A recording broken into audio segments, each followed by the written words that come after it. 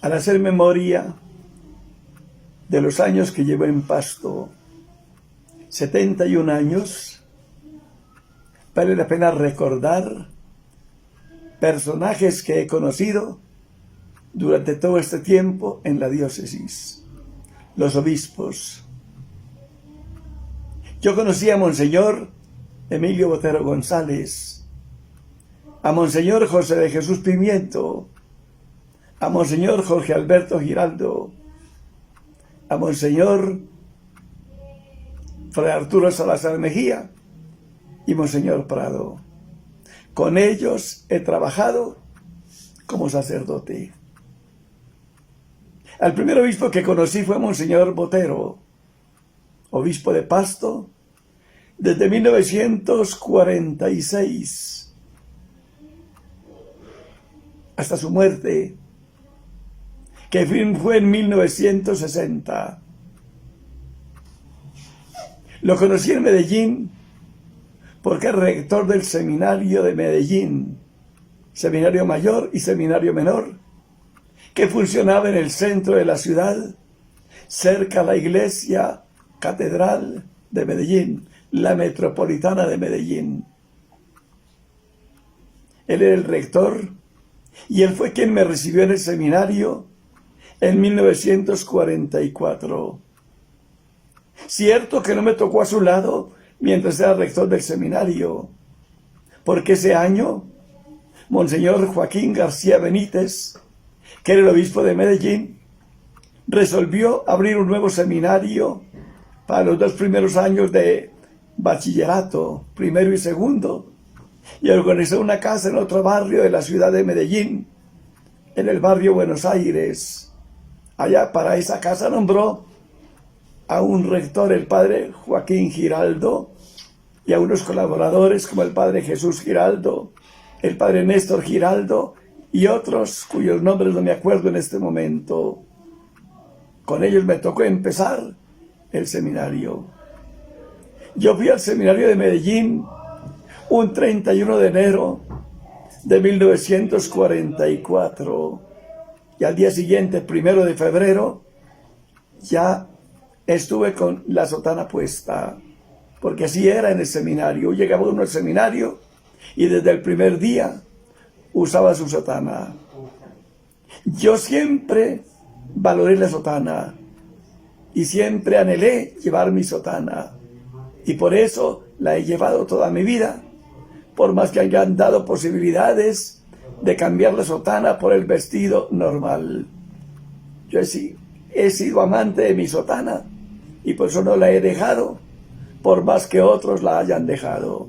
Yo digo, la anhelé antes de tenerla, la llevé con gusto mientras la tuve. No voy a dejarla tan fácilmente como se está haciendo hoy en día. Por eso yo todavía llevo mi sotana que siempre he querido.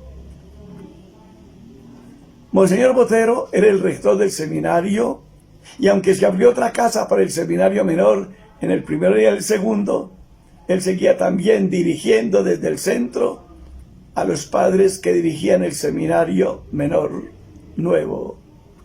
Por eso él nos visitaba con cierta frecuencia allá en la otra casa. Así lo conocí yo y tuve relaciones con él porque era muy cariñoso, muy acogedor, y fue la persona que me estimuló en mi sacerdocio. Él era familia de mi abuelo, Manuel José Jiménez Botero. Era pariente, era primo, creo que primo hermano. En Medellín estuve durante todo el seminario menor, pero cuando ya pasé a tercero de bachillerato, cambiaron rector. Apareció un padre, Alfonso Uribe Jaramillo, que venía de especializarse en teología en el Canadá. Y Monseñor Joaquín García Benítez quiso que fuera el rector del seminario. Así entonces Monseñor Botero entregó su cargo al padre Alfonso Uribe. Pues cuando yo pasé al seminario mayor a ser tercero de bachillerato, ya me tocó con el nuevo rector, el padre Alfonso Uribe.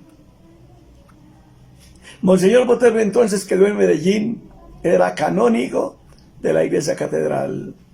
Ciertas horas del día debía estar en la catedral, rezando el oficio divino en coro con los demás canónigos que había en aquel tiempo. Así durante el año 1946, desde enero en adelante, se dedicó a la catedral como canónigo y vivía en su casa particular hasta que lo nombraron obispo de Pasto. Fue una sorpresa su nombramiento, porque él estaba ya descansando, porque tenía 64 años de edad. Cuando una tarde lo llamó Monseñor Joaquín García Benítez para decirle: Padre Emilio, arrodíllese. Y él se arrodilló, pero pensaba: ¿pero por qué me hacen arrodillar? ¿Qué falta he cometido para que me pongan de rodillas? Y Monseñor Joaquín García le dijo: usted ha sido nombrado obispo de Pasto. Y él se sorprendió. A esas alturas de la vida, yo obispo de Pasto, no puede ser. Debe ser una equivocación. Debe ser otro el nombrado. Pero Monseñor Joaquín García Benítez le dijo: no, es usted el obispo nombrado para Pasto. Debe prepararse y hacerte su nombramiento. Y ante esa orden de la Santa Sede, Monseñor Botero aceptó el nombramiento como obispo para la diócesis de Pasto. Se preparó un tiempo para su consagración y se hizo consagrar allá en Medellín. Yo me acuerdo de su consagración porque yo estuve mientras lo consagraban obispo allá en la catedral, en la Basílica Metropolitana de Medellín. Cuando se consagró como obispo, estuvo algunos días organizándose para luego venir a la ciudad de Pasto para ser el obispo de la diócesis de Pasto. Desde 1946 hasta el 60 fue obispo en la diócesis. Él fue un obispo ejemplar, porque era un obispo muy piadoso, muy devoto de la Santísima Virgen María, y siempre repetía jaculatorias. Él rezaba como rezaban los monjes de tiempos antiguos, jaculatorias cortas para no perder su unión con Dios. Permanentemente invocaba a la Virgen, y la jaculatoria especial que utilizaba era esta: dulce corazón de María, sé de mi salvación. O también frases muy cortas de alabanza: bendito sea Dios. En los problemas, en vez de renegar, repetía eso: bendito sea Dios. Fue un obispo muy piadoso. Era un obispo que durante todo el día estaba muy en relación con Dios. Madrugaba a las 6:30 de la mañana para celebrar la Eucaristía, a las 5:30 de la mañana para celebrar la Eucaristía a las 6:15. A las 6 salía de su dormitorio y pasaba a la capilla a prepararse durante un cuarto de hora para la celebración eucarística. Allá a la casa episcopal íbamos del seminario para ayudarle la misa cada día. Y estábamos haciéndole compañía en la celebración eucarística, en la que siempre predicaba a las personas que se reunían en la capilla, porque él quiso, desde que llegó a Pasto, celebrar en su capilla, pero con asistencia de la gente. La casa episcopal se abría cada día para que los que querían ir por la mañana a las misas de 6:15 pudieran hacerlo y pudieran participar de la celebración y de la homilía, que nunca la omitía. Después de la Santa Misa, pasaba entonces al comedor a tomar su desayuno. Ahí lo acompañábamos los que lo habíamos acompañado en la celebración eucarística, y luego pasaba al despacho parroquial para continuar atendiendo a los que venían a buscarlo. Siempre estaba disponible para atender a la gente. Durante toda la mañana atendía hasta el mediodía, cuando a las 12 pasaba de nuevo al comedor para el almuerzo. Y después de almorzar, que era un almuerzo en el que participaban también los sacerdotes que allí vivían. Había un sacerdote, Manuel Tito González, que vivía en la casa episcopal y le hacía compañía. A esa hora del día, a las 12, estaba a su lado acompañándolo en el almuerzo. El padre Tito González era el rector del Instituto San Juan Bosco. Durante muchos años fue rector hasta su muerte. También estaba un padre Máximo Alzate, que había venido de Medellín y que era estudiante todavía del seminario cuando nombraron a Monseñor Botero obispo de Pasto. Pero él se vino a acompañarlo y a hacerle de secretario privado. En Pasto se ordenó y lo acompañó varios años con el padre Manuel Tito González, que vivía en la casa episcopal, donde también el padre Alzate vivía. Nosotros, cuando yo vine a Pasto, como era pariente de Monseñor Botero, me recibió en su casa.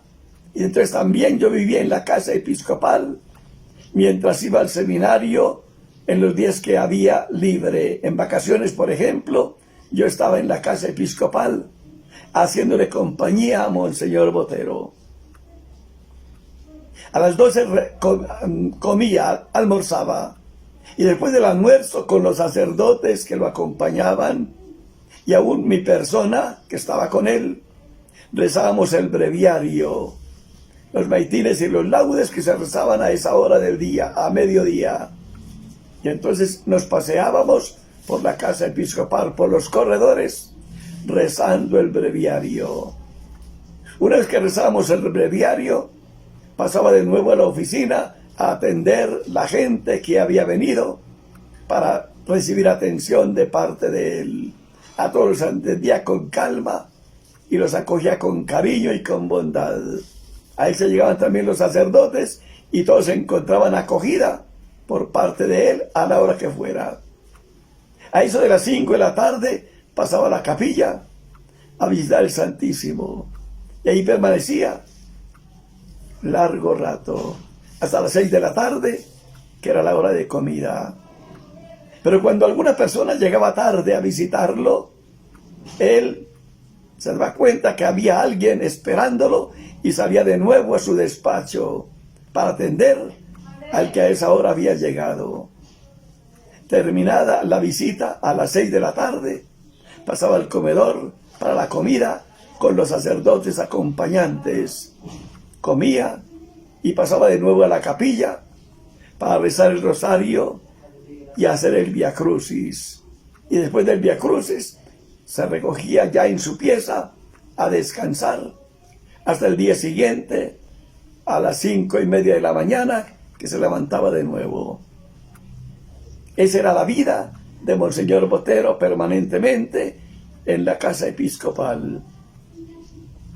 Cuando sean las visitas pastorales, se van a las parroquias, que en aquel tiempo era muy difícil la movilización a las parroquias, porque no había carreteras para llegar a todos los sitios, había que montar a caballo, y él se defendía perfectamente en su caballo y viajaba donde era necesario llegar. En esa forma atendía en las parroquias la visita pastoral, en la que en aquel tiempo se dedicaban los obispos sobre todo a hacer confirmaciones. Como era el obispo el único que confirmaba en aquel tiempo, los niños y los jóvenes se congregaban de toda la región en la parroquia que él visitaba para recibir el sacramento de la confirmación de manos de Monseñor Botero.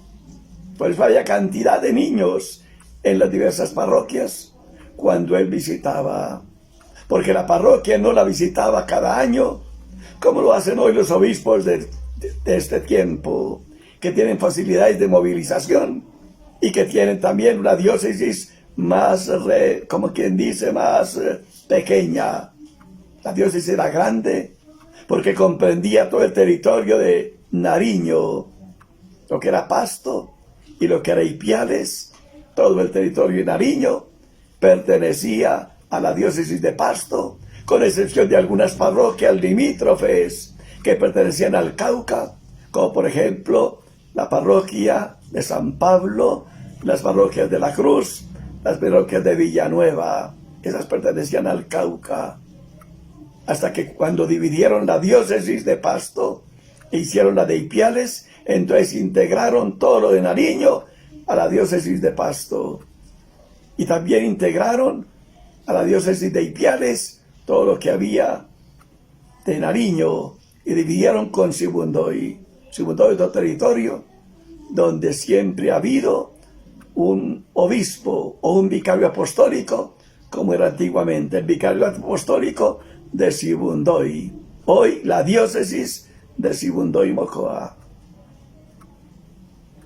Monseñor Botero fue el obispo de toda esta región y trabajó con esmero en toda ella. Por donde iba cumpliendo su oficio de pastor y de persona que acogía a todas las personas. Con cariño a todos los recibía, con cariño a él todos se acercaban. Y por eso en la diócesis era un obispo muy querido por la acogida que brindaba. Era un obispo que atendía también la diócesis con esmero y a conciencia. No se dejaba manejar de nadie. Él hacía lo que había que hacer en conciencia y hacía como le parecía a él, según su criterio bien formado.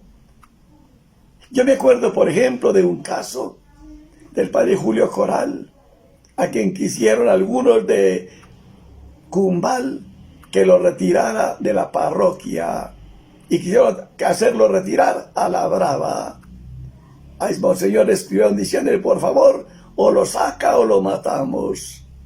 Y él sin miedo ninguno le respondió, mátenlo para ir al entierro. No se dejó manejar, no mostró miedo, más bien lo desafió. Y eso sirvió para que se apaciguaran los ánimos y dejaran al párroco tranquilo en la parroquia. También a veces el señor gobernador quería pedirle que por favor hiciera un cambio.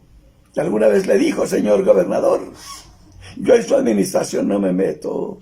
Usted su departamento lo maneja como usted quiere.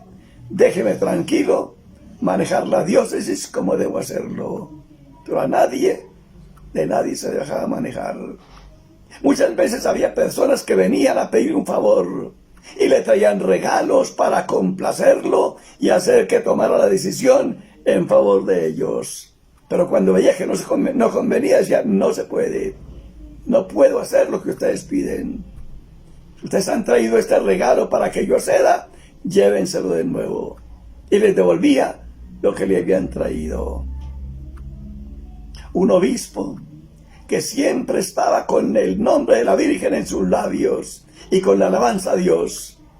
Y mucha gente a veces lo criticaba. Y muchas veces le mandaban anónimos y lo hacían sufrir sin motivo.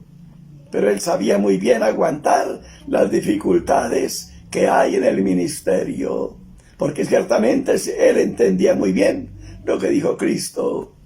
A ustedes el mundo los va a odiar, y los va a odiar porque ustedes están conmigo, y porque a mí me odian, los odiarán a ustedes. Eso lo entendía, y por eso lo aceptaba con paciencia y aún con heroísmo. ¿Cuántas veces le mandaron anónimos en los que le decían, ¿cuándo va a dejar de rezar tanto? Deje de rezar tanto. ¿Cuándo va a trabajar?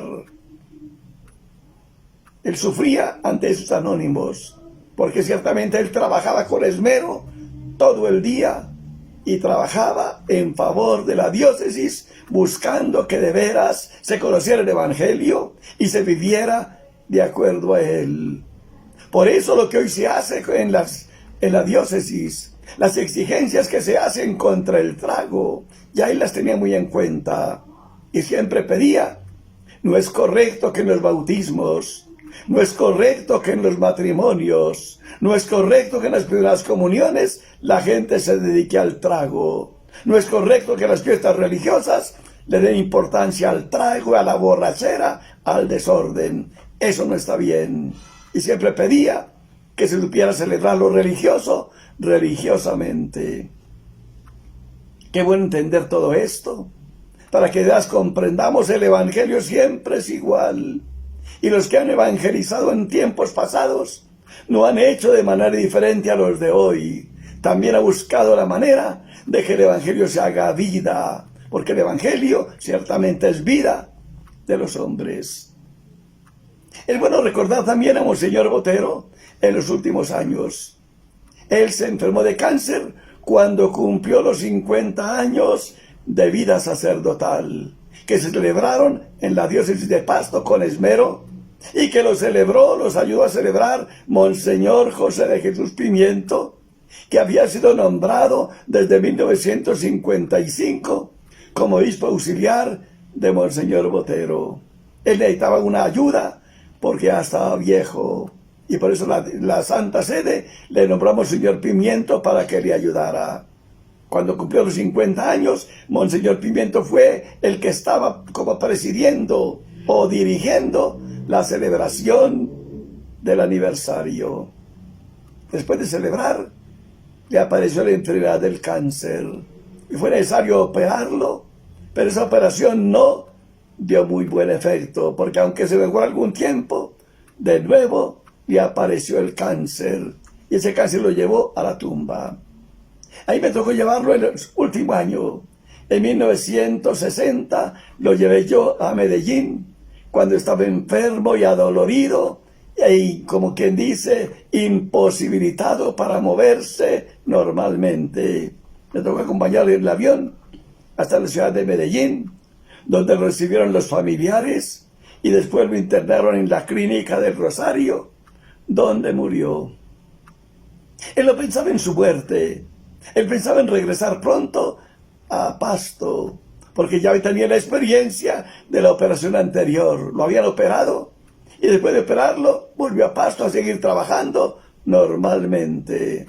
Pero en esta ocasión, la enfermedad lo llevó a la tumba, porque en los 15 días que estuvo ahí en Medellín, se agravó y se murió. A él lo enterraron en la ciudad de Marinilla, que era su tierra natal.